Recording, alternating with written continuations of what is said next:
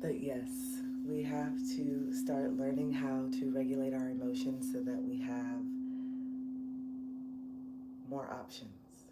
I'm learning more and more through my own healing, and I'm learning more and more through the healing of my clients and the people that I talk to and my friends is that the fact that we are not aware of what we're feeling, the fact that we're not aware of how we're actually showing up is why it's so hard for us to do this work. The first step, and you guys know I talk about it all the time, but the first step in healing these shadows and integrating these shadows is awareness. That's why I have my 5A method, and it is awareness, acknowledgement, acceptance, accountability, and action. And without those 5 steps, I found it very difficult to actually make change and to feel better and to feel different and to actually show up in a different way because a lot of us intellectualize our trauma. A lot of us just intellectualize it, and some of us have been in therapy for years and we know that it's not our fault, and we know that it was because of these things in childhood, and we know that we need to start talking and doing this, but some of us have been knowing these things for quite some time, and now your spirit, your soul, your energy is just tired of just knowing. It's not enough. We have to start doing something different. We have to start being better. And so, how do we actually do it? Well, first we have to learn the tools to break up the programming that puts us in these anxious states in the first place. One moment, let me turn on my light. Ooh.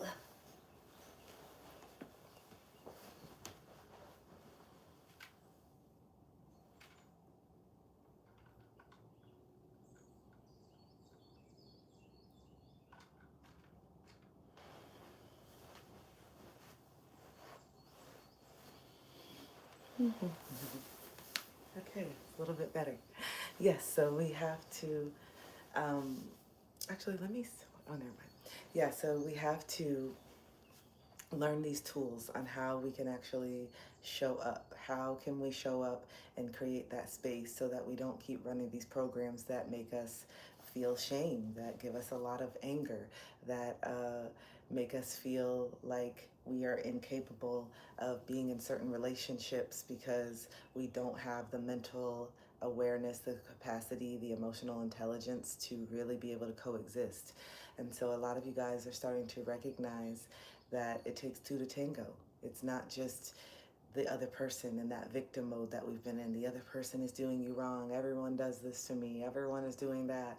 No, it takes two to tango. And the more that you can get honest in your role and why things have not worked out for you, the more that you can get honest in your role on how the relationship ended and what things that you needed to work on, then the more you will be confident and understand yourself and be able to coexist in these relationships the way that you fantasize about, the way that you desire. But it's really hard to do that if every time you get out of a relationship, you're already swiping right and swiping left, not giving yourself an opportunity to really understand yourself and being terrified of what you may find in the self discovery process of learning who you are and accepting who you are. And so, what are you waiting for? What is it that you're waiting for when it comes to actually doing this work at a level now that you know you need to? Going deeper within yourself. What is so scary about this particular integration? What is so scary about this time? Because you've done it before. This is not your first rodeo. If you found yourself on my live, if you've gravitated to this frequency, you're definitely elevating. You're definitely on a path of growth. And so this particular integration, this particular time right now has been um, abnormally more difficult. And for me, I know it's because of what's happening in the world, what's happening in where I live. It is really challenging to find motivation and inspiration and stay inspired when I see my fellow brothers and sisters and we're all suffering and scared and walking around anxious and all these things when it's not necessary, when it doesn't have to be this way. So it is challenging to not be discouraged during this time. So you have to give yourself grace and understand that as well, that you are probably very, very sensitive. You are very empathetic, and you're not someone who just can brush off things. And you used to be able to be more numb. You used to be able to just coast through certain things and not really attach and not really be in it, but not who you are now, because who you are now and who you've always been is someone who stands up for justice, for someone who cares about other people, someone who has empathy, someone who does love people. And becoming more aware and becoming more tapped into your own emotions is allowing you to be tapped in more to the collective. And that comes with feeling some darkness, that comes with feeling heavy sometimes. But what are we doing? What are we doing to make a difference? What are we doing to raise the consciousness? What are we doing to help humanity? Are we adding to the darkness? Are we adding to the negativity by continuing to stay in our situation and escape and just talk about how much we can't stand it? What are we actually doing to make change, even in our own individual lives, which ultimately will impact society as a whole, because we are connected, whether we want to admit it, whether we can't stand it, we are all connected. And this is why things feel so daunting and feel so triggering and feel so dysregulated right now, because we are divided, and that we feel it. It doesn't feel good. It doesn't feel connected. It doesn't feel cohesive. It doesn't feel in alignment. And that's because it's not. But it is, because this needs to happen and we have to wake up. And this is for certain demographics to really see things more clearly. And so while certain people are catching up and are waking up, we also have to be, those of us who already can see, have to continue doing this work, have to continue leading the way, have to continue lighting the path. That's part of the reason why you are being enlightened and why you're getting these downloads and why you're expanding and why you're elevating. It's not just for you, it's for the greater good of all. And so that's why so many of you feel so inclined to speak your truth and create art that expresses what you've been through, and you're being called to go into solitude to actually be able to process and articulate the things that have happened to you so that you can help other people. Right now you feel like an imposter because the things that you know other people need to do, the things that you can see so clearly in everyone else, is also a reflection of the stuff that you need to do for yourself. And the reason why you feel like an imposter syndrome and the reason why you feel so scared to actually step into your mission is because you have not done some of the things that you're asking people to do, because you grew up in an era of do as I say, not as I do. Do as I say, not as I do, which makes you perfect to give the best advice to everyone else. But then when it comes to taking it yourself, it's challenging, because that's why we have the blocks of self-doubt and I'm not good enough and I'm not deserving and I'm not worthy. And so how do we start to work through those ideologies that are not serving where we want to go? How do we work through those ideologies that are blocking us from really stepping into our mission and creating the life that we really desire? Despite what's going on in this external environment, what are we doing to make our individual bubble better?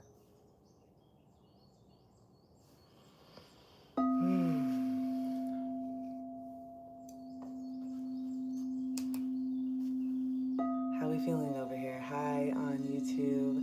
I don't usually go live on here, but I am going to start going live Monday through Thursday and some Sundays at 6:30, 6:45-ish a.m.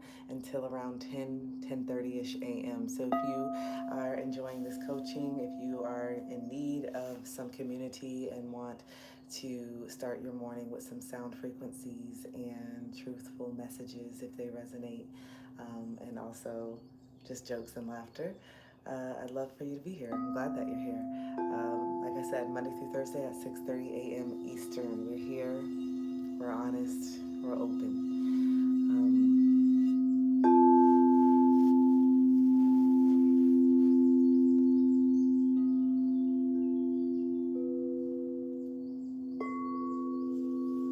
Take a deep breath in,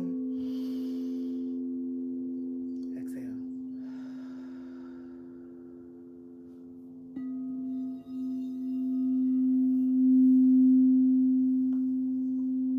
Take a deep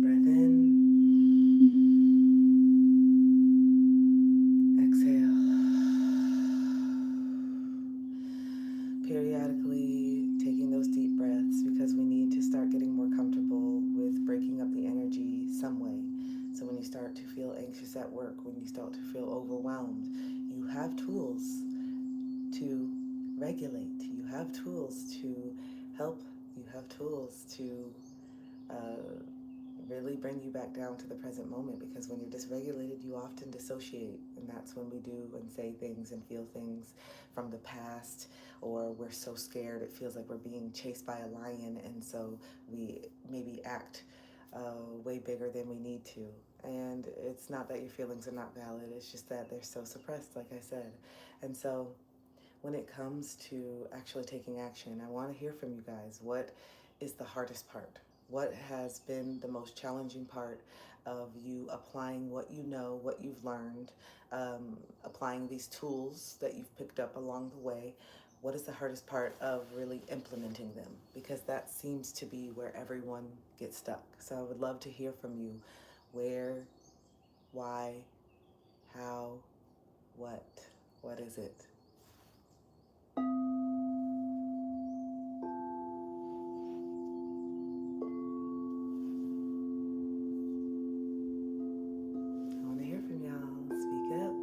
Chat. You guys know we love to chat. Okay?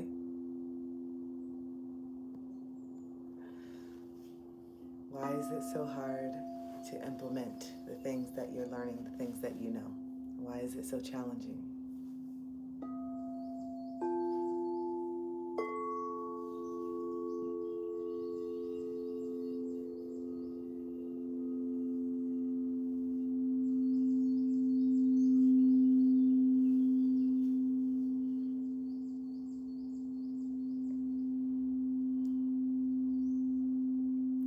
For me, I know that it's because I create limited beliefs around certain things. So when it comes to addictions and the fact that I've been trying to take a tolerance break from gardening, from smoking, I have limited beliefs that I can't do certain things without it, or things are better with it, and things are more fun. And in certain ways, in certain times, they are.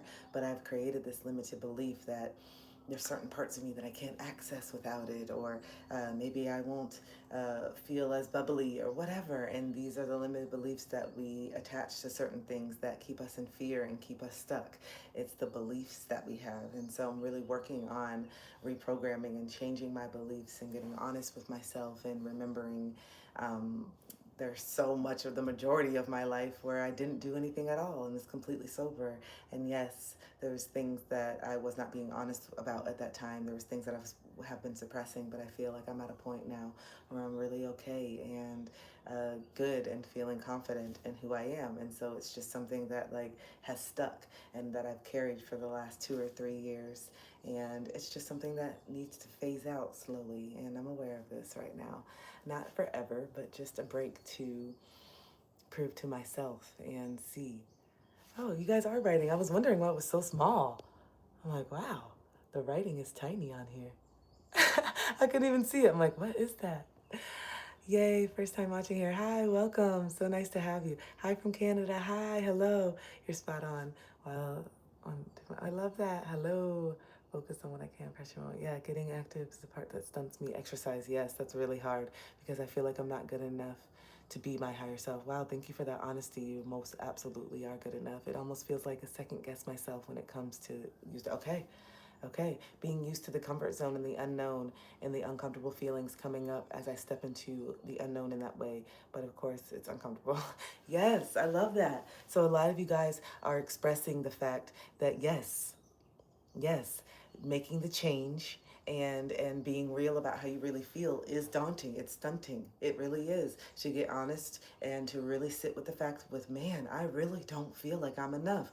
It was ignorant and blissful before, and you had that false sense of confidence, and you were doing so many things that made you believe that you got it all together and I'm good, and look how much money I make, and look at the job, and look at my body, and look how everyone tells me I'm pretty, and I got all this and I get all that, and women love me, and all these things, all these surface level superficial things that we've been conditioned to think, or that it creates some type of status, that it creates some type of worthiness because you have a lot of women. It creates a lot of worthiness because you have a lot of guys that chase you. It creates some type of worthiness because everybody's constantly calling you beautiful. It creates some type of worthiness because you make X amount of dollars and you have this car.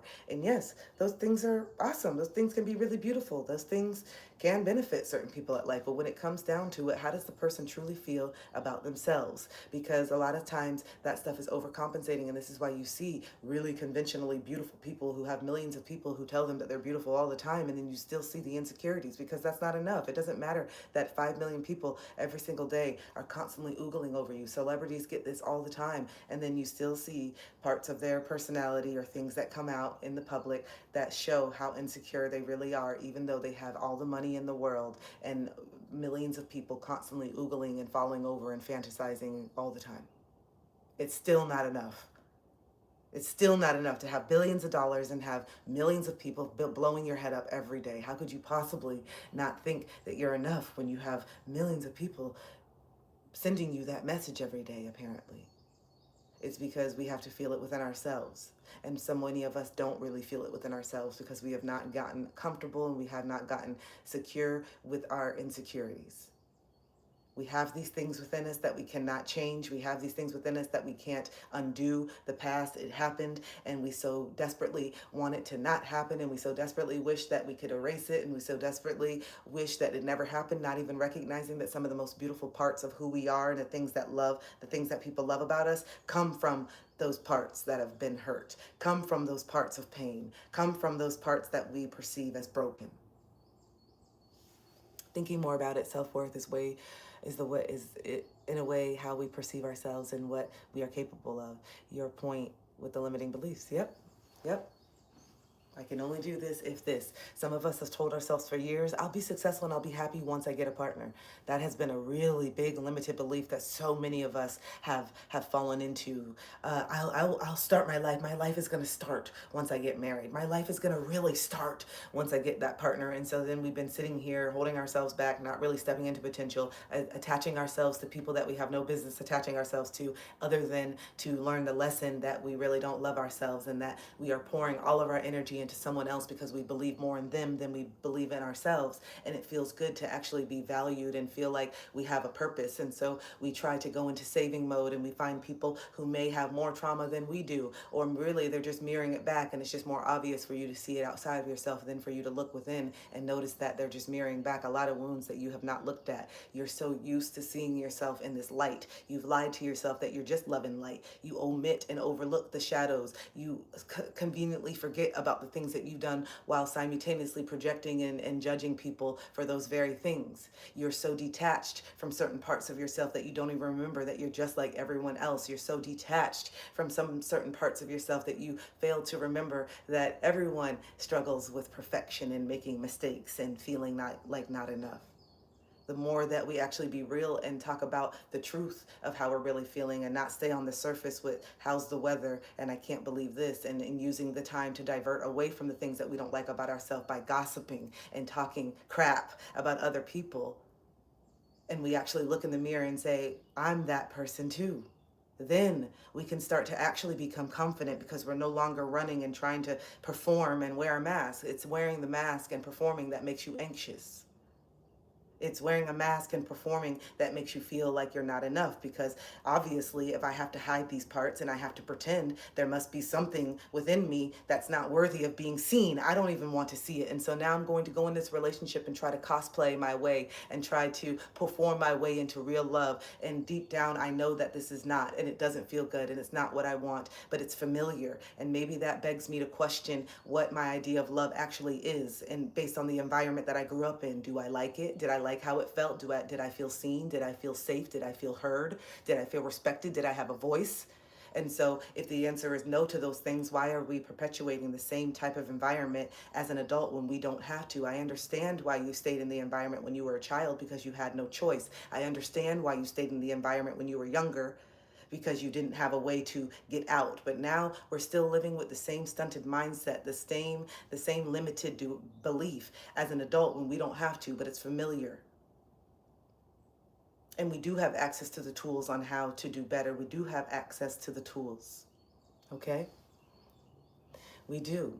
And even when someone is coming in and speaking the truth, and someone and someone's hearing it, we still want to fixate on what someone's wearing instead of looking in the mirror and why asking yourself why you need to judge somebody. You're judging an aspect of yourself.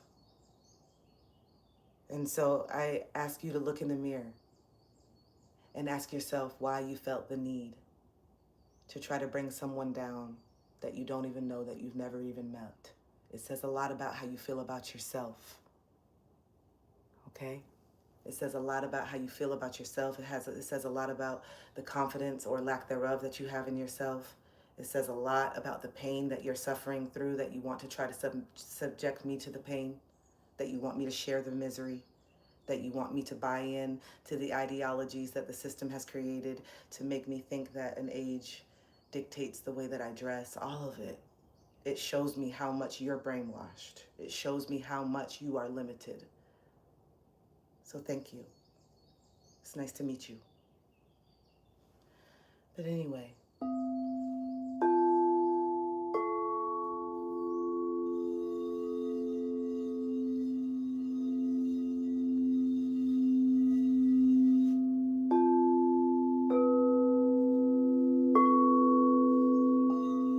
if this is your first time on my live, hi, welcome.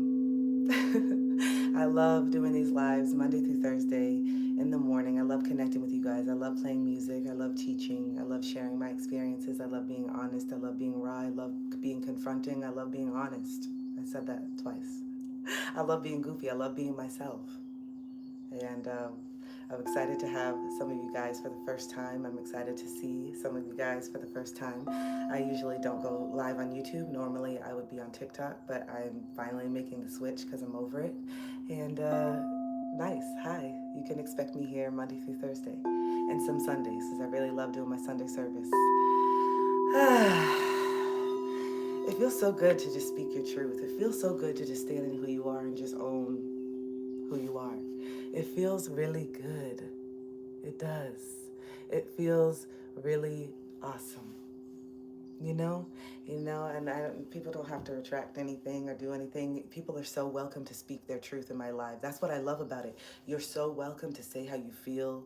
You're welcome to do whatever you need to do.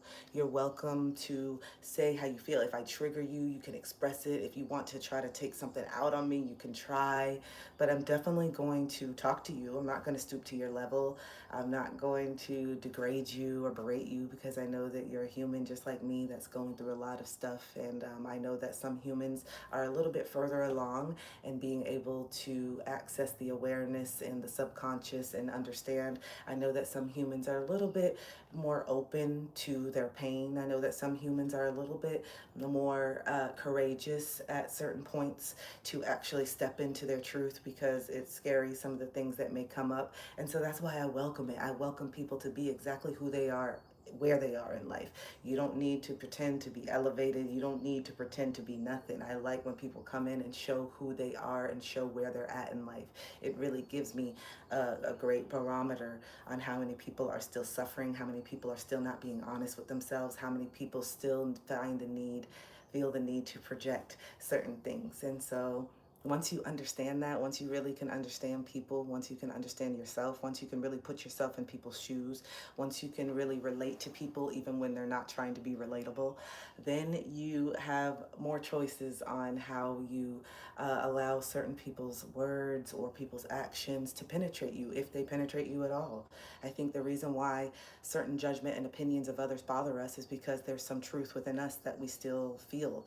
And so if someone came to me and said, I think your hair is the ugliest hair ever, well, that's not true to me. I actually love my hair. It actually makes me feel really beautiful, and even without it, I know I'm beautiful. So someone talking about my hair is not really going to penetrate me the way that it used to. Before, I used to be really insecure about my hair. I used to want to have straight hair. I was really conditioned to think that straight European hair was sexy, and this is what people desired, and I wanted to be desired. But now that I no longer subscribe to that ideology because I understand where it came from, and how it wasn't even my ideology to begin with, why would I allow someone's words around that to make me feel something that I don't believe? How could it possibly penetrate me in that way if I don't believe it within myself? And so I'm saying this to say that if someone's judgment does penetrate you, if it does elicit a response, don't run from it. Don't try to attack the person back. Sit with it and say, damn, why did this bother me so bad? Am I just offended objectively because the person shouldn't be saying this? Or is this feeling really deeper? Is this feeling something of truth that I've not yet really acknowledged within myself? Is this feeling really something that I truly feel about myself, but is it really my thoughts? Is it really my feelings? Is this something that I've been conditioned to believe about myself? Is this something that I've been conditioned to feel about myself? Get curious instead of criticizing. Get curious instead of crumbling. You know, there's some things about you that do need to be worked on, and you know it. And maybe just because someone sees it and someone points it out, it makes you really uncomfortable. It makes you feel shame because now it's not just you living in your head, but now you're aware of the fact that people can see you, and there's parts of you that you were not ready to be seen. There's parts of you that you are not ready to be open. And when someone points it out, it can make you really uncomfortable. I totally understand that. Why? I mean, you've spent so much time hiding. Hold on one second. Let me turn on this little heater. Ugh. Whew. 1 second. Oh.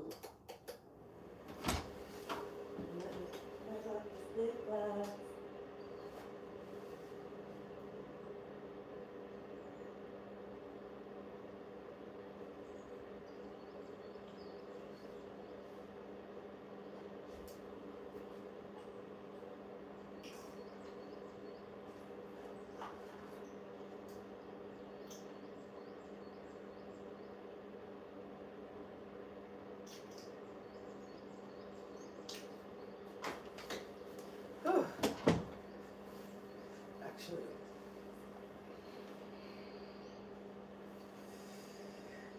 chilly. It is chilly in here. And I also forgot that I had a lip stain. I forgot that I had a lip stain on, and I was like, why do my lips look so dark? I forgot to wipe off the stain. But anyway, I'm back. Hi, hello. Yeah, it's just so these feelings of not feeling like you're enough, these feelings of not feeling like you're enough, where do they stem from? Where do they stem from? You know, we can't really get honest with ourselves until we get honest with ourselves that we feel certain ways in the first place. And so many people want to bypass that part. They just want to feel better. Why am I like this? I don't know. Why am I like this? Well, why are you like this? Why are you like this? Why are you like this? You know? Why do you behave this way? You know, let's get to the root of it. Let's get to the root of it. Let's stop running from it. Let's understand ourselves so that we can validate ourselves. There's a lot more compassion that you need. There's a lot more compassion that needs to come into your life so that you can actually do the work and actually heal. But you can't heal constantly criticizing yourself and going down these self-deprecation spirals. You have to start getting honest. You have to start getting real. Who made you feel like you were not good enough? Who is still making you feel like you're enough? What situations are you constantly finding yourself in where you feel like you always have to defend your character and prove your worth? And why? Because the person that needs to be hearing these things is you, from you. It's your inner child screaming at you. It's your inner child that's still driving the car, even though your inner child was stunted at 5, 6, 7, 13. We're still allowing that 5, 6, 7, 13-year-old to drive the car instead of saying, hey, go ahead and get out of the driver's seat. Let's get in the passenger seat, buckle up. I'm going to drive the car now. I'm going to start making different decisions. We're going to start going in different directions. It's getting old, this pattern of behavior. And I know that we just keep going through this programming and pattern of behavior because your inner child doesn't have any other tools. These were the tools that you were given. And now you can see how your parents are still perpetuating the same, potentially toxic behavior because they still have not accessed these tools that they have within themselves. They still have sought out these tools. They're not willing to listen to the tools. They're not willing to get therapy because a lot of our parents, not a lot, but there's some of our parents who grew up and they developed narcissistic personality disorder. And when you have narcissistic personality disorder, the last thing that you want to do is have somebody tell you about yourself. The last thing that you want to do is become self-aware and have to actually sit with all the pain and the ways that you treat people. That shame and that pain and that guilt is overwhelming. And so this is why so many people run from it, because of the behaviors and the things that they've done. They think that they're too far in deep. No one would ever love them if they really admitted how they treat people, even though we can see it. We can see it. We're not blind to it. It's just them. They're hiding from themselves. They don't really see themselves clearly. People just don't see themselves clearly. And because they're hiding and not being true to themselves, they think that other people on the outside can't see it. And that's not how it works. There's a lot of people who can see you even when you can't see yourself. This is why we're mirrors. And this is why we need to be open to honest feedback and to listening to people and to hearing people out when we try to talk to them about how they impact us, or you listening to people on how you impact others, because that's how you heal and grow. There's certain blind spots and things that you can't see. But you never give people a chance. If we never give people a chance to be real and be honest, how will we actually grow at the rate that we really want to? Because some of us feel like it's just taking forever. I just don't know. I just feel like I've just been in this spiral forever. I don't know. Yeah, and it's because we're not open to feedback. We get super defensive. We shut people down, and we just don't even put ourselves in positions for people to tell us the truth because we're so scared of it. But it's exactly what we need to actually heal. Acceptance of the truth, knowing that there's certain things that we can change about ourselves. We don't have to stay this way forever. We don't have to stay in this mindset and this thinking forever. We can evolve, we can grow, but that's going to take reconciliation, and you can't have reconciliation without truth. And the truth hurts sometimes, but it does set you free. But if you keep running from it, you're always going to feel stuck, and it's just a feeling, it's not a fact. But what you believe, and what you believe is what you see.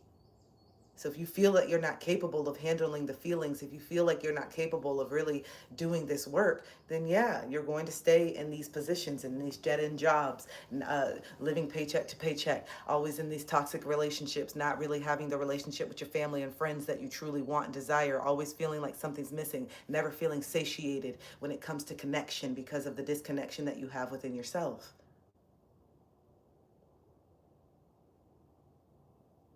You know,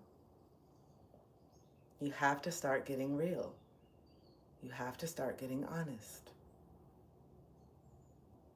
And you have to get some thicker skin when it comes to people trying to tear you down and make fun of you and do all the things that you're scared of. You have to know that it's coming from inside the house when someone projects something on you, especially unprovoked. You have to know that it's coming from a place of someone not being able to deal with and sit with their own pain and anger, that they want to subject even strangers that they don't know anything about to sit with it with them. They want you to sit in the pain with them. They want you to feel the pain that they're feeling because they're so tired of suffering in silence. But that has nothing to do with you. The fact that they project the things that they can't speak about with kindness has nothing to do with you. It has to do with the shame and the guilt and the way that they were raised, their experiences, the mental fortitude, the grit, the perseverance, the resilience that not everyone has the same levels of, I'm realizing. And maybe we do, just maybe some people never access them. I'm not sure. But I know that the experiences that I went through have made me the person that I am today. And while I wouldn't want any child to go through certain things that I went through in my childhood, I'm really grateful that it made me resilient and be able to get through things as an adult. I'm really working on not projecting my pain anymore. I'm really working on not being judgmental. I tried to bring myself back to the present moment when I start to feel judgmental, or that I start to judge somebody, because I feel like judgment is a dissociation from self.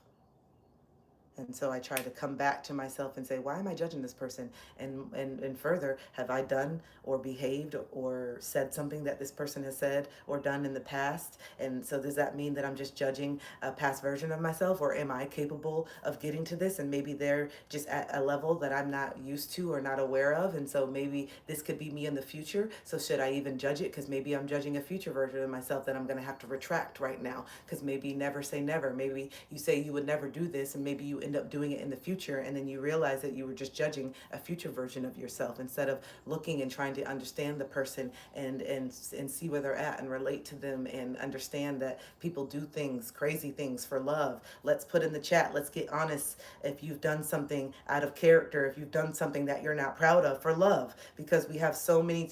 It's so easy for us to point the fingers when we look at people online who are brave enough to share their dirty laundry to make us feel less alone in the fact that we all got dirty laundry. So put a heart in the chat if you've ever done something in the name of love that you look back on that you're ashamed of, that you regret, that you wish you could take back, that doesn't represent who you are right now.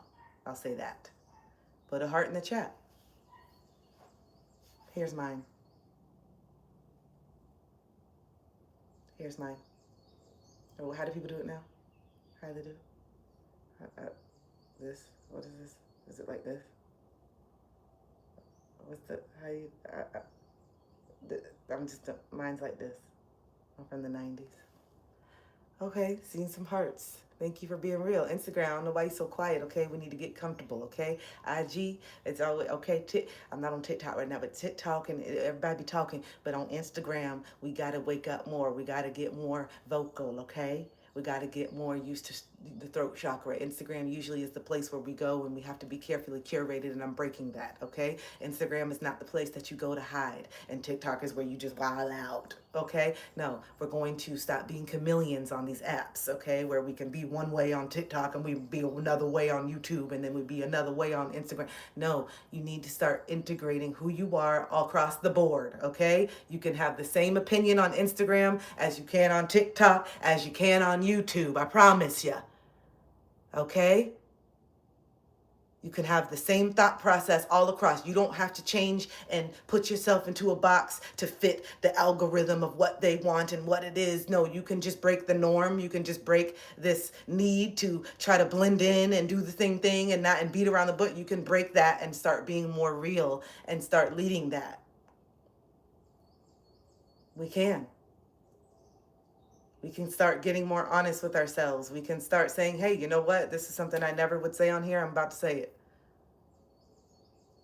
We can show up without being put together. We can show up without makeup and our hair done. We can show up after just crying and our eyes are swollen, because it's human and it's normal, and we need to start humanizing and normalizing the things that we all go through, and stop pretending that we have to continue doing this shit in silence by ourselves, and that you have to be presentable all the time. Be authentic. Be authentic. Stop worrying about being presentable all the time and be real, because the presentation is sounding just like a performance. And you want to be seen in who you are, and you want to feel more whole, but you only show the parts of you that you've been conditioned to think are validated. The parts of you that are good enough. The parts of you that are beautiful. But no, we want to see the other parts.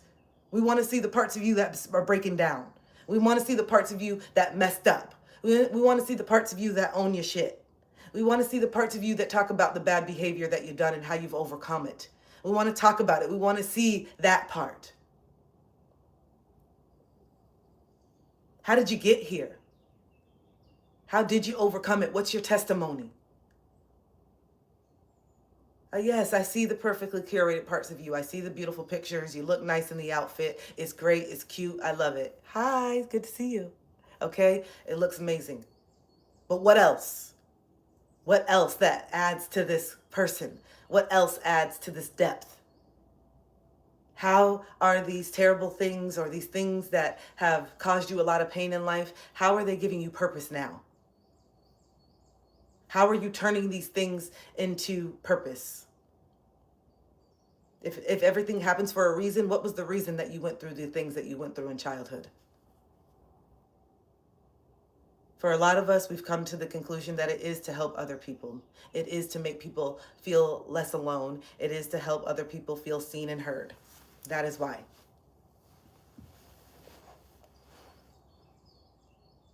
And how do we do that? By staying quiet.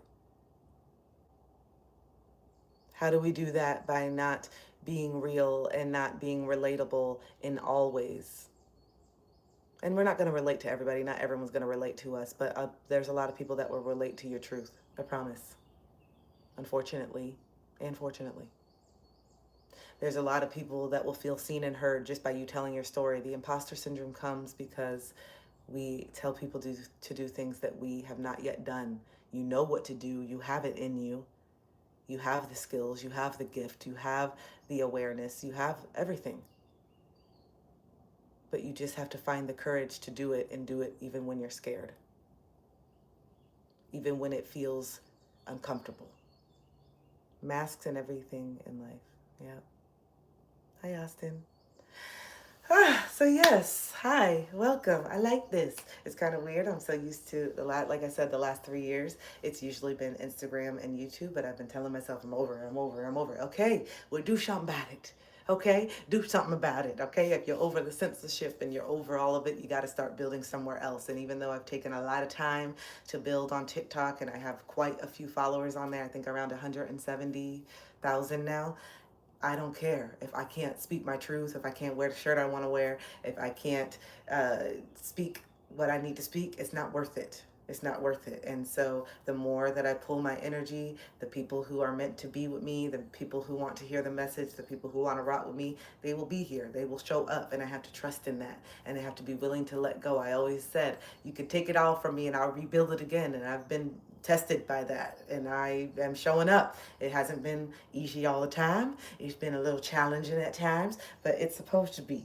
And it's the challenges that really show us and prove to ourselves how resilient and how much we are. There's been so many times where I wanted to give up on myself, where I'm like, fuck this shit. I'm tired of it. It's too much. Every time I look around, I got another download. Every time I look around, I got another thing I got to work through, another conversation with somebody, another thing coming up that I feel like I've been pushing, another integration of speaking my truth to have some uncomfortable ass conversation every time I look around. But guess what? The more that I do it, the easier it becomes because it is me. This is me. I am someone who stands up for myself. I am someone who sets boundaries. I am someone who's okay with having challenging conversations because I know that it's a part of life and that it's a part of healthy relationships.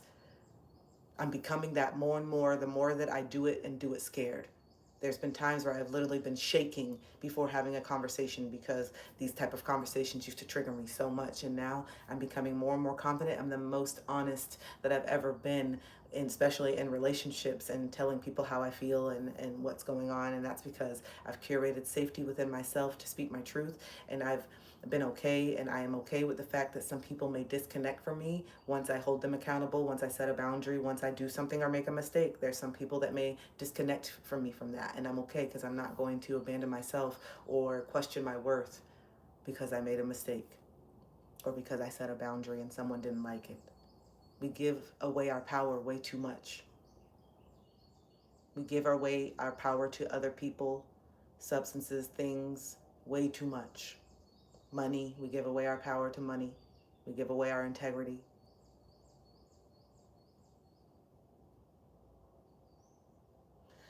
So we have to start getting honest. We got to start getting honest about how we truly feel. We have to start getting honest about how we truly feel. About ourselves, about the people that we have around us.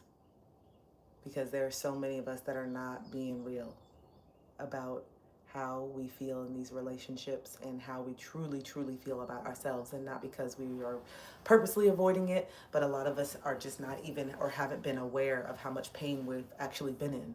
We're not aware of how sad we actually are because we've spent so much time playing a role and playing a character and playing a persona that we've gotten so used to the lie and we've gotten so used to the character that we even believe it. We even believe it until we have that catastrophic breakup, until we have that friendship that falls out, until we get fired from our job, and then those big life losses, until we lose somebody and lose a parent, and then those big life losses, those big life changes really show us who we really are. It really shows us how much we believe in ourselves. It really shows us how we really feel about ourselves. It really shows us because you go through life and I'm single and I'm confident and I'm out and I'm feeling good and no one's really getting close to my heart. So I just feel really good. I feel so confident in myself because no one is really close to these other things. No one can really see me, even though I really crave a deep connection. And then as soon as I get into this deep connection and I start being seen and heard, ooh, I can't keep up this persona anymore because there's clearly something that I'm not being real with within myself. Ooh, what happened to the confidence? And this is when you guys say, oh my God, it's so weird. When I'm single, I feel like I'm just the most confident person in the world. And then as soon as I get into a relationship, I just become so insecure and anxious, like the worst version of myself. Newsflash, you were always that, even when you were single. It's just that you weren't getting triggered in a way that relationships trigger us in, especially romantic ones, and for those things to come out. This is why relationships are mirrors and our biggest teachers. And oftentimes we go through cycles and cycles and cycles and cycles of suffering because we keep avoiding the elephant elephant in the room, that we are the common denominator in all the relationships. We stay in victim mode and keep pointing the finger and say it's them and it's them. And then we start to form blanket statements like all men cheat and all women cheat and all this. And this it takes away the accountability that maybe there's just something that you need to change. And maybe it's just the people that you're picking, because how could you possibly know how all people, unless you've been really busy? And even if you've been really busy, you still couldn't know that accurately. Okay. So why are we making these blanket statements as a way to just justify the fact that we have not looked in the mirror at ourselves, that we also are a part of the relationship, and that it takes two to tango, and then that's not just the other person, it's also us? Those blanket statements make us exempt, because it's never just me. Everyone is like this, and I'm the one that's perfect. Everyone is a cheater, and I'm just being a victim of all these people. Everyone. Okay, so then why are you even trying to date again? Unless you're going to settle for someone who cheats on you, or you're going to just be single for life. These stories that you tell yourself really box you in, and it doesn't make sense. No, this is just the experience that you're having. And so let's look deeper on the people that you choose, and let's see what common factors that all these people have, and let's see what it is about these particular people that gets your gears going. What is it about these people that really attracts you? For me, it was people who needed to be fixed, or I thought that it was people who I needed to be fixed. I was attracted to men who had deep abandonment wounds, who had deep mother wounds. I was attracted to men who needed me to take care of them and do things, because that was where my worth came from. If I dated a man who was self-sufficient emotionally, financially, got his shit together, then I would be the one having to look in the mirror on the ways that I don't feel like I'm enough. And so if I attract someone who I feel is more on my frequency, more on my level emotionally, more on my level financially, someone that I feel that I can maybe control in certain ways, because that makes me feel safe, and I know that a man who's strong in himself and has boundaries is not going to let anyone control him. Yes, he's going to compromise and be tender and talk about all these things, but being controlled is not something that we should strive to do in a relationship. And that was something that I felt that I needed to do in order to feel safe. And so I knew the type of frequency, whether I knew it consciously or subconsciously, I knew the type of frequency that I needed to be with in order to feel safe at that moment.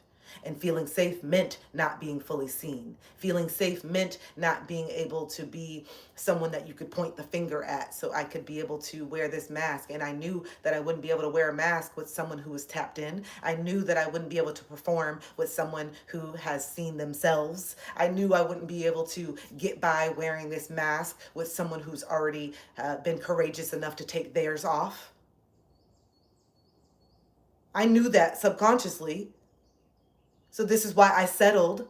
And I don't even want to say settled. I just met a frequency of where I was at. Settling means that I was better or this and that, and I wasn't. And that is the ideology that we need to get out of. You're not better. You're not worse.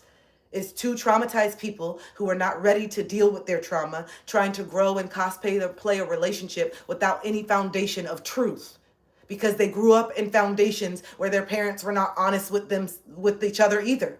So it makes sense that you attract people that are okay with lying in relationships, because you grew up in a foundation of lies. Not all lies, but a lot of lies. And these lies are what penetrate your soul and make you feel so deceived and hurt, and make you perpetuate the distrust and the deception that you feel in people, because the very two people that were supposed to be honest with you, the very two people that were supposed to keep you safe, are the people that perpetuated and programmed you to feel this way in the first place. Not intentionally a lot of times, but most certainly subconsciously. Me, I did it consciously. Levi, I love your honesty. I always call you Levi, and even I know it's Kathy. I always say Levi because I just see the first part of your legs. But Kathy, I love it. I love your honesty.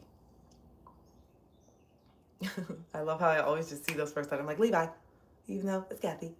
But yes, so it's just stop, it just gets to a point where you just get so tired of pointing the fingers and trying to find a way in which you're not responsible. And so You know what I'm saying? It just gets so tiring and exhausting to constantly keep running and then going into, and this is why you're so anxious every time you get started in this relationship, because you know the pattern. That's why you already start and you're just like this and it feels so good. And then as soon as you start getting feelings, or as soon as you start overcompensating and doing all these things and having all these expectations way too soon and giving yourself way too soon, that's where the anxiety starts coming in, because your body already knows. Been here, done that, we're gonna do the same shit. Been here, done that, we're gonna do the same shit. Been here, done that, we're gonna do the same shit. Been here, done that, we're gonna do the same shit. Been here, done that, we're gonna do the same shit. Been here, done that, we're gonna do the same shit. Gonna do the same shit. Gonna do the same shit. Gonna do the same shit. She's gonna do the same shit. That's what happens. And so your body is already preparing for the deception, your deception. Your body's already preparing for the betrayal, your betrayal. Your body's already preparing for the abandonment, your abandonment, because we already know you're going to do things that you're not ready to do. We already know you're going to not say things and not be real about stuff that really hurts you, because you have an idea that having needs makes you needy. We already know that you're not going to set the boundary. And some of you, that is not by your choice at all. It's because you didn't even know what a boundary was until a couple weeks ago. You know what I'm saying? You didn't grow up with boundary. What the hell is a boundary? I didn't even know what that meant. Okay. And so you're going to do those things, okay? And that's where it really starts. That's where the abandonment and all the feelings and all the fear really starts, because you know that you're building a relationship not being honest with yourself. You know that. And so then if you know that, you're going to start having feelings around, well, maybe you're going to project that they're lying too. A lot of the reasons why you feel so insecure and you're projecting shit is because you're not being honest. You're not being honest with yourself. You're not being honest with your partner. And so then you're going to project that they're probably hiding things too.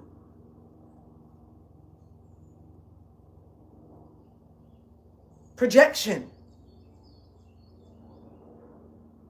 Projection. That's what that is. Okay? That's what it is. So you got to get honest. You got to get honest with yourself. You got to get honest with yourself, okay? The more honest you can be, the more that your anxiety will dissipate. The more that you can just accept, this is where I'm at. This is what I've done. This is how I've impacted people, and I'm aware of that now, and I wasn't aware of it then. I fell into the same narcissistic traits and patterns that I grew up in, but that doesn't make me a narcissist. I was a child who was deeply influenced by their environment, and I did not have any other outlet or anyone to tell me that this was right and wrong. This was just how I grew up. And so I thought that this is what I was supposed to do. I thought this is how you deal with stress. I thought this is how you deal with insecurity. I thought this is how you deal with someone getting close to something you didn't want them to get close to. I thought this is what you had to do in the bedroom. I thought this is what you had to do at the job. All these things that you thought. All these things that you thought that you needed to do. All these things that you thought that you needed to do.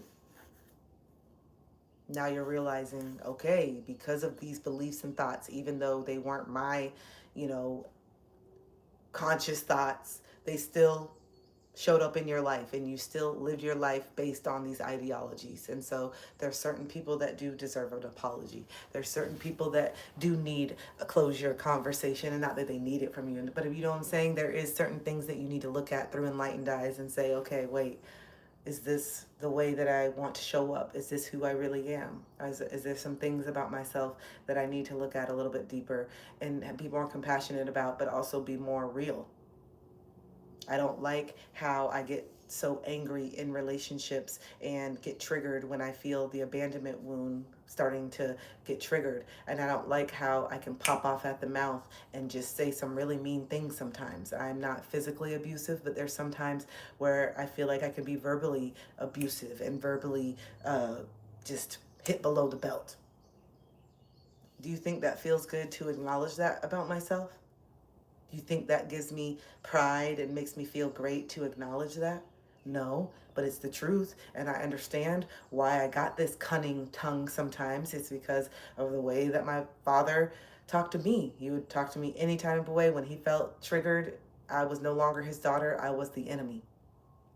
And so that's how I learned to deal with my insecurities, or that's how I learned to deal with my discomfort. If anybody was doing something that made me feel uncomfortable, or made me feel like I was not enough, or made me feel like I was not chosen anymore, I'm going to say whatever I need to say to hurt you. I'm going to project. I'm going to spiral. I'm going to say, see, this is what always happens. And I'm going to go down this dissociation of how I've always felt in childhood. This is what always happens. See, no one ever chooses me. No one loves me. And you see, I can't do anything right. And I'm just a fuck up. And you just go down this self-deprecation spiral. And it really shows and paints a picture in how you really feel about yourself in those moments of trigger, in those moments of dissociation, in those moments of you really going down that anxious spiral. Really paints a picture. Those words are truth that you've been scared to say. Those words are truth that your inner child has picked up, and as an adult you're still living by that truth.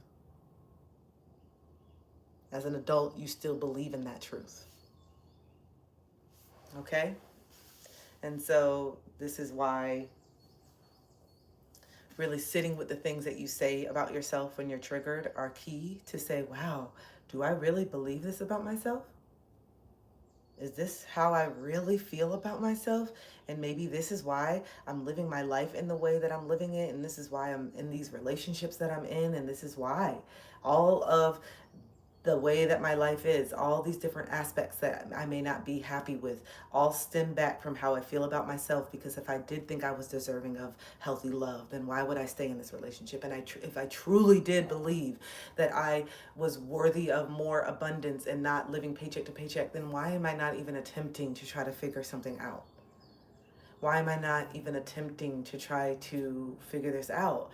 And this is, pre-wake up, right? This is like the pre-workout. I'm saying, and a lot of you guys have done the work now, but I'm saying these are the initial thoughts, and we have that wake up when we really have to stop running, when we really have to just start getting honest with ourselves and stop trying to just paint this picture all the time that makes us feel good, and just get real and say, no, I don't love myself in the ways that I really wish I did.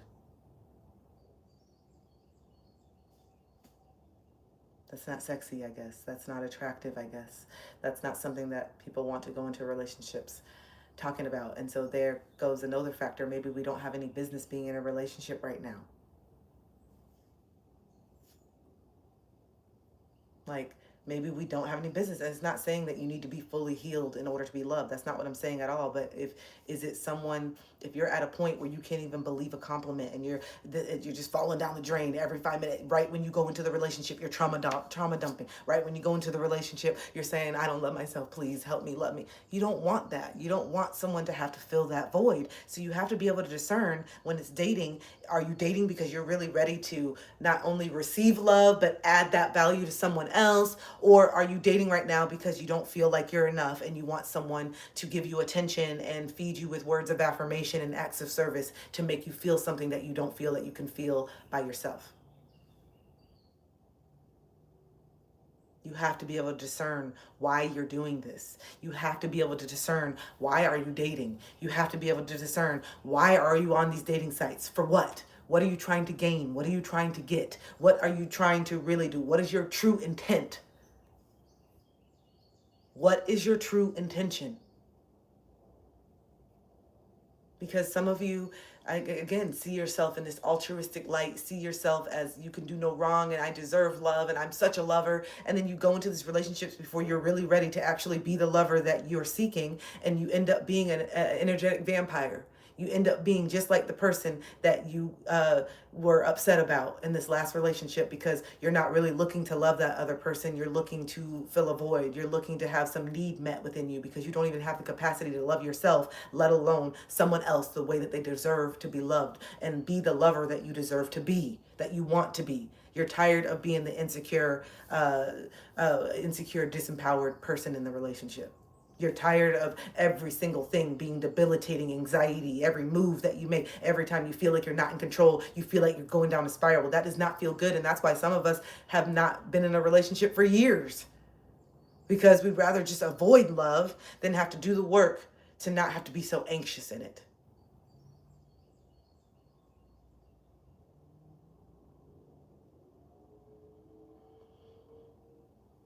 Okay?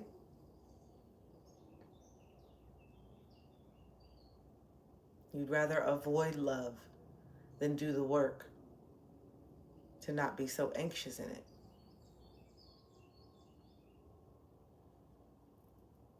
So, yes.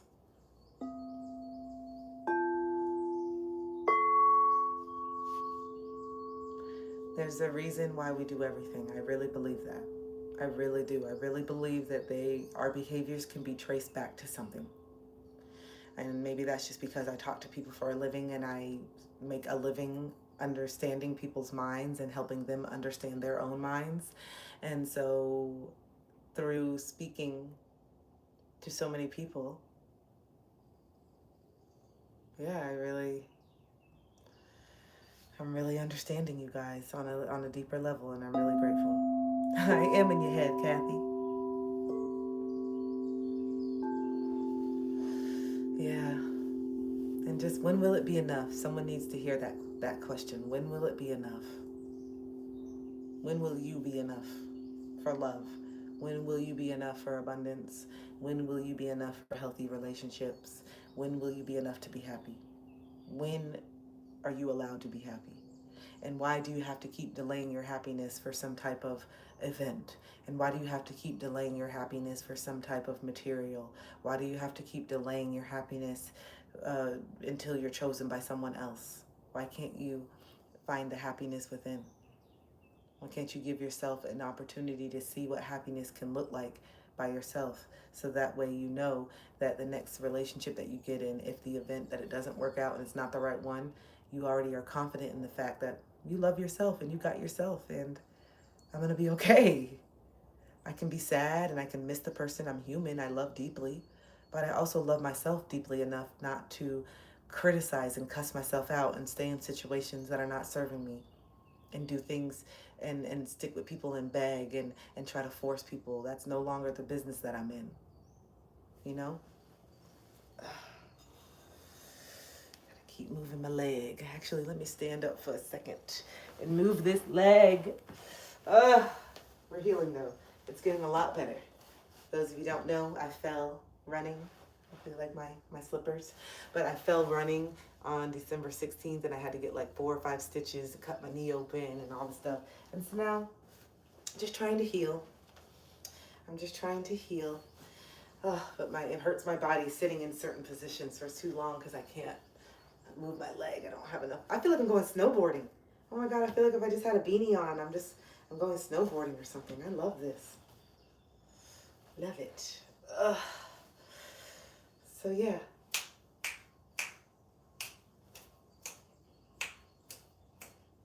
Woo! Move it around. Move it around. Move it around. Okay. Oh. So how are we doing, guys? Y'all are so quiet today. Well, not all of you.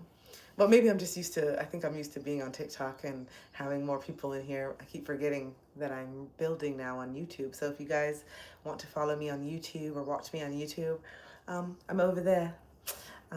Getting tired of talking about how TikTok is too censored. And so just do something about it. Click off and just do something about it. Change. Stop talking about it and do something. You got to start somewhere, and obviously I put in so much work on TikTok, so I have a lot of followers and I want to build and connect with them, but not at the expense of being censored every single day and getting restrictions every single day to speak my truth. I'm over it. It's not worth that.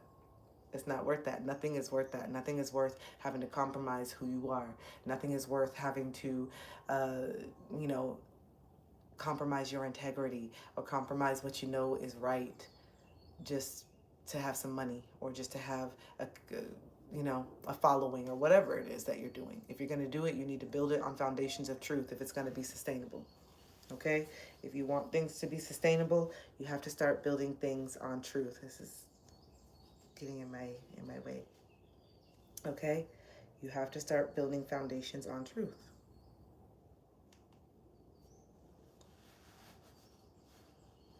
Okay, much better. I'm okay today. I'm having tinnitus spike, which sometimes happens right before my cycle. Oh, okay. I'm sending you love, Mia. Sending you love. Never had that. Is it in your tinnitus? Is that in your ear? Maybe I have. So yes, hello, welcome. What are you waiting for?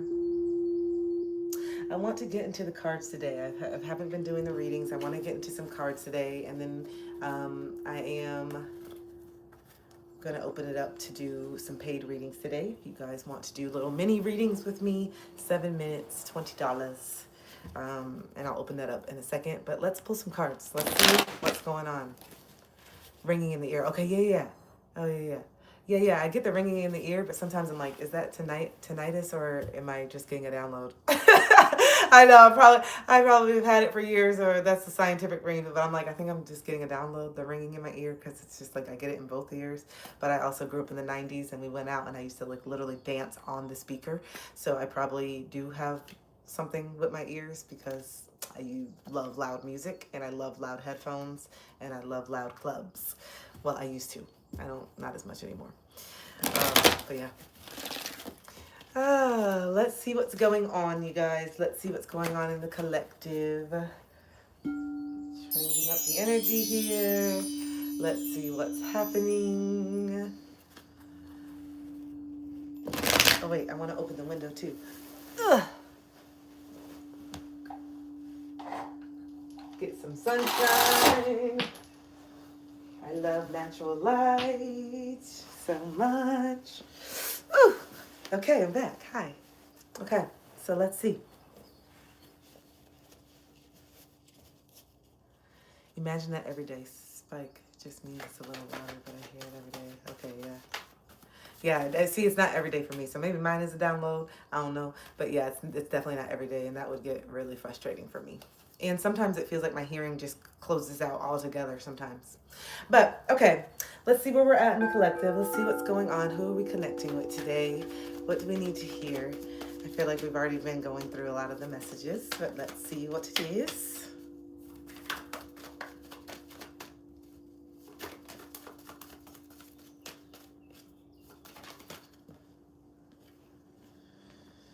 Okay. All right, first message that came out is having more appreciation for your younger self. When this card comes out, this is you. This is your younger self. You're giving yourself flowers. Look at Spirit orchestrating that love. And we do need to have more appreciation for where we've been, who we are, what we've gone through. The more appreciation that we can have for our quirkiness and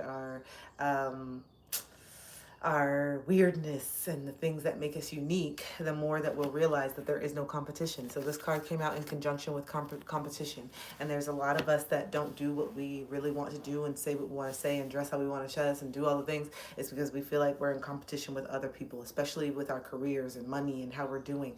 We feel like we see certain people that we respect and that have it all together because maybe their path is to be in a 9-to-5 and maybe their path is to climb that corporate ladder, and it does have this appearance of more structure and stability, and they have certain things that maybe you want, but there is no competition. You have to do the things your way. You have to march to the beat of your own drum. You're not on anyone else's timeline. You're on your own timeline, and the sooner that you can become aware and live in that truth, the easier that this will be and the less painful it will be. So no, your appreciation for yourself will eliminate this perceived competition that you think that there is between other people, even people that are doing something in the same industry or realm that you want to do. No one's going to do it how you do it. Okay?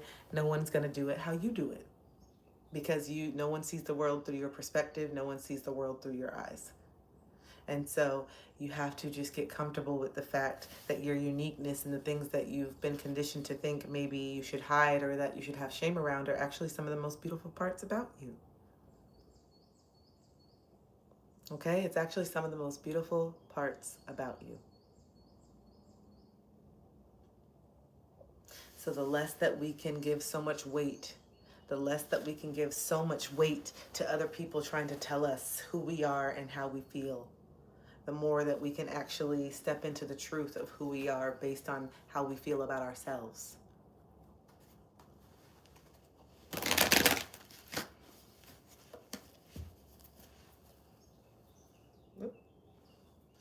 fuzz. Okay, let's see what else is coming out. Wow, this one hasn't come out in a while. Ooh, okay. These haven't come out in a while, and I love when these three come out together. So we have Life Force, Business, and Psychic Awareness. So I'll show you each card. Hi. Oh, hey. Oh, he's talking to Mia. Hi, Mia. There's a Mia in here. Okay, so Life Force. Life Force, Business, and as you can see, the money is on the trees. And Psychic Awareness, okay? Divine Soul. So when these cards come out, this lets me know that someone who I'm connecting with, someone who's in here, is definitely meant to build a spiritual business, and it's going to elevate their life force. You're going to be so much more abundant in what you're doing, because when you're actually happy and you're fulfilled and you're doing something that's meaningful, you're more inclined to show up. You're more inclined to stay consistent when you actually are loving what you're doing. And when you're in alignment and you're following your heart, you're so magnetic, and money finds you, and abundance finds you, and business finds you. You don't have to try. Trust me, I am proof of it. Even when you go through the waves of going up and down, you don't have to try. You attract it. You show up. And not saying that it doesn't take effort, but I'm saying sitting here asking. No, show up. Do what you're supposed to do. Be in your truth.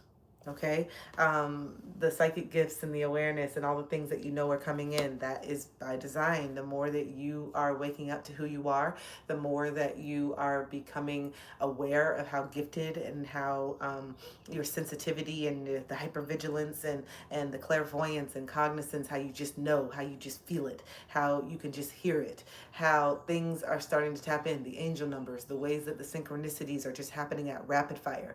These things are not something to continue overlooking. This is trying to get your attention, that you are tapping into higher frequencies, that you have the ability to read energy, that you have the ability to pick up on things with people that you are, that they're not aware of. And that is a gift, and not everybody accesses those gifts, and not everybody has these gifts. And so I think we all are gifted, but they all differ, and we're stronger in one part than others. And so you can live abundantly in these gifts. That's why you have the gift, to live abundantly in and help and have these energetic exchanges. Now, because of man, we exchange through money, because of capitalism, but the energetic exchange, the energetic exchange is necessary for you to really start building your business and stepping into your truth, and knowing that your mission is to help people and to talk to people and to create art and to inspire people and to give people permission to be themselves, even though we don't need permission. Some of us need others to do it first in order to feel more comfortable. That's just how it is. And you're that person. And maybe I'm that person for you. Who knows? Okay?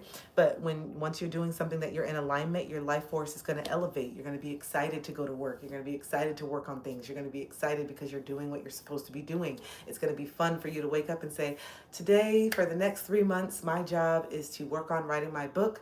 I have pitched my stories. I have written the book, and now I have an agent. I got a book advance. This is just hypothetically that's going to happen to me. It hasn't happened yet, but I have a book advance now, and I'm getting paid to write. What a gift. What an honor to not have to be in survival mode and be able to create my art from a place of truth, while still being able to take care of myself, while still having my resources met and being able to live how I want to live. How beautiful is that? And that is a possibility for many of us, but it's never going to be a possibility if you never write the book. It's never going to be a possibility if you never really show up and start creating the music. It's never going to be a possibility if you don't write the poetry. It's never going to be a possibility if you don't get out there and start practicing your guitar, or you start painting and practicing the painting, instead of just looking at people who paint and say, gosh, how do people do that? They're just so good. I wish I was talented.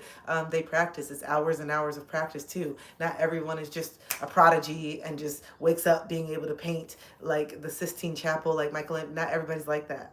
A lot of people really put a lot of effort and work into their craft. They put a lot of time into it. They painted hundreds of canvases so they can practice and do the things and do the stuff. It's not just overnight.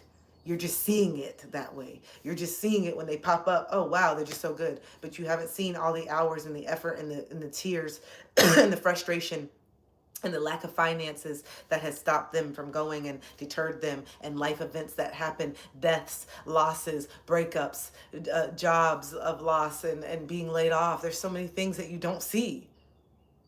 But a lot of times when artists don't get away from their art, when things get tough, that's when they make some of the most beautiful art, is when they are in these moments where they feel like they're drowning, or in these moments of extreme joy, whatever it is. But there's clearly something that needs to be expressed. And a lot of things, like being laid off from our job, or someone deciding that they don't want to be with you anymore, that's out of our control. The only thing that we can control is the way that we try to control our emotions when those things happen.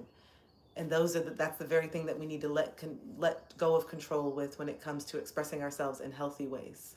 And I think it's very healthy for you to express yourself using your art. And so many of you have been so disconnected from that for so long, wondering why you feel depressed, wondering why you feel under and overstimulated in ways, wondering why you feel bored, wondering why you feel certain feelings when you scroll through social media and you see other people who do take the time and effort to create art that you love, that you admire, that sometimes you may feel envious or jealous of. And not because you're inherently a jealous person, but because you're not showing up for yourself in the same way that you need to.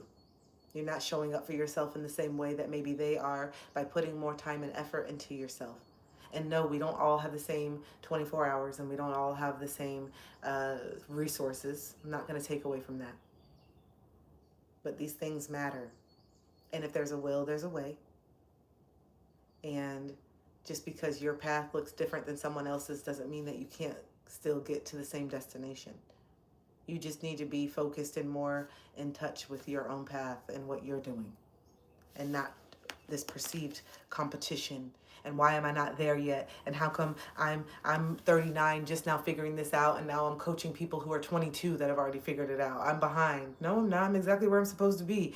39 years old, coaching this 22-year-old that's coming to me for guidance. That's where I'm supposed to be. I was supposed to go through the things first, so that the generations younger and younger can wake up sooner and sooner, and I'm so grateful for that.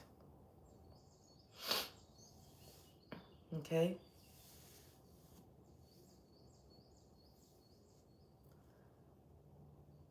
I love that, over time. Yes, I love that. Very beautifully. I love how you put that. It's really frustrating seeing others tell themselves that. Yep. That they can't because they can't. Yes, I know. It is. It is. And it's just limited. It's such a block that we have within ourselves. It's such a block that we have. It really, truly is. So yeah, more appreciation for your younger self will eliminate the competition, because you'll start to see your uniqueness. You'll start to see how special you are, and that there is no competition, because there's only one of you. And then once you start to have more appreciation, you'll start to kick in more of those spiritual gifts, more of your intuition, more of your instincts. The more that you connect back to your body, the more that you stop living in your head, and you start to trust what you're feeling around certain people, instead of telling yourself, this is my best friend, I love this person, this is my best friend, I love this person. You start to recognize that when you're around this best friend that you love so much, that you feel anxious, that you feel shut down, that you don't feel as open, that you don't feel as happy. So you stop dismissing what your body is telling you, because you keep overriding the system with your mind, because you don't want to have to deal with the consequences of being true to yourself. You don't want to have to deal with the consequences of what your truth is really telling you. What your body is really telling you is that maybe you don't feel safe in this relationship. Maybe you're not really happy in this relationship, but you've been telling yourself that you've been happy, because you are conditioned to pretend and not talk about your emotions and suppress things. And you also are anxiously attached to certain friends too. It's not just relationships. It's everyone.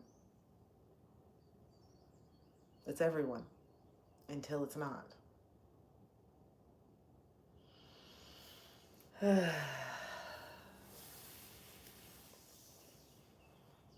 So yes, these are the cards that came out so far. This is where we're at collectively right now. If you guys would like to go into mini readings, I will open up the list now. Like I said, it is $20 for 7 minutes. You can get through quite a lot in 7 minutes. I've been doing this for about 7 minutes now. That was about 7 minutes collectively. So, yeah, if you would like to, man, this keeps coming out. If you would like to have a personal reading, the links are in my bio on how you can send a Cash App. Let's see.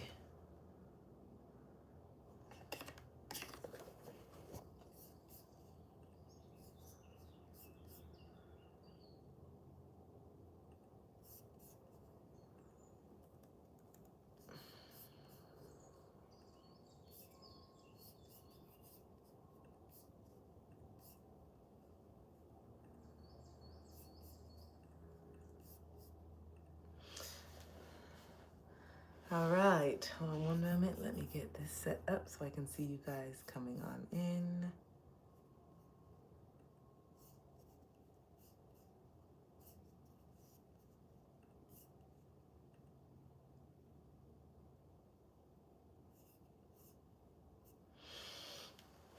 Okay, 1 second.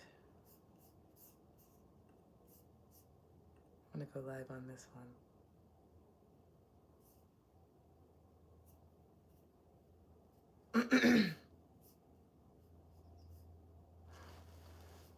Okay. All right, so if there's anyone that wants to dive in personally, that wants to have some clarification, that wants to have confirmation, any advice, have questions, now is the time. Like I said, once I receive the $20 Cash App, you'll be in the list, on the list, and we'll just go from there. So if anybody's interested in a reading, the list is open. Let me see. I'm gonna try to see. On YouTube, I may switch over to my laptop and then still come back on to TikTok just to do readings, but no more of the messages because, yeah, I do need to do them over there as well. A lot of people want them over there, but I just don't want to do the morning messages or sound healing over there. So let me see one moment how I can go on. Yeah.